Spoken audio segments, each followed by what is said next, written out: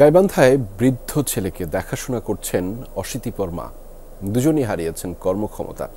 স্থানীয়রা মানসিক ভারসাম্যহীন বললেও বাক প্রতিবন্ধী সন্তানকে দেখাশোনায় নেই মায়ের কার্পণ্য।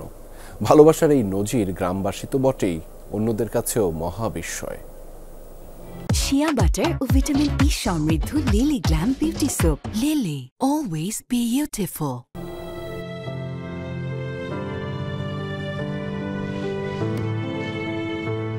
নিজের নুয়ে পড়া দেহটাই টেনে নেওয়া কষ্টসাধ্য, তার উপর আছে প্রতিবন্ধী সন্তানের দায়িত্ব। বৃদ্ধা কয়েদভানু বেওয়ার জীবনটাই একটা যুদ্ধ।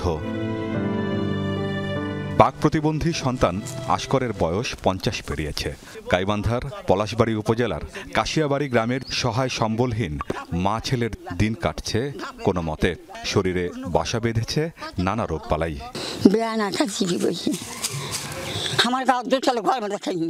আমার সম্পর্কে আরেক চাচাতো ভাই তাকে দেখাশোনা করতে করতে এখন বর্তমানে ওই মহিলা এই পাগল অবস্থায় এখানে এসে আছে আমার এক চাচাতো ভাইয়ের জায়গায়।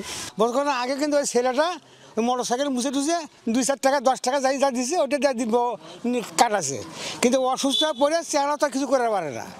স্বামী হারানো কয়েদভানুর 2 মেয়ের বিয়ে হয়েছে।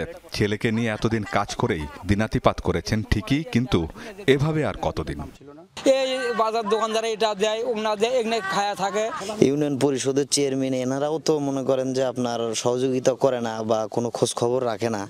তাদের কোনো নিজস্ব জায়গাও নাই বা বাড়িও নাই, ঘরও নাই। তো এখানে হয়তো আশ্রয়কৃত আছে অন্যের জমিতে। দ্রুতভাবে তাদের এনআইডিটা সংগ্রহ করে যে কোনোভাবে হারিয়ে গেছে না কি হয়েছে এটা আমরা যেভাবে হোক সংগ্রহ করিয়ে নিয়ে তাদের কার্ডটা ভালোভাবে দেওয়ার জন্য চিন্তা ভাবনা করব। বিধবা, বয়স্ক বা প্রতিবন্ধী ভাতা কপালে জোটেনি কয়েদভানু ও তার ছেলের। অসহায় পরিবারটির জন্য হাত বাড়িয়েছে একটি স্বেচ্ছাসেবী সংগঠন। অন্যের জমিতে তুলে দিয়েছে ঘর। ছোট বাচ্চাদের যেভাবে সেবা যত্ন করে এই একইভাবে এই বৃদ্ধ মা তার প্রতিবন্ধী ছেলের সেবা যত্ন করতেছে।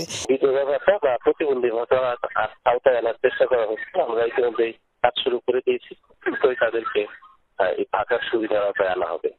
বিচ্ছিন্ন দান বা সহায়তা নয়, চিকিৎসা সহ খাদ্য ও বাসস্থানের নিশ্চয়তা চাইছেন কয়েদভানু।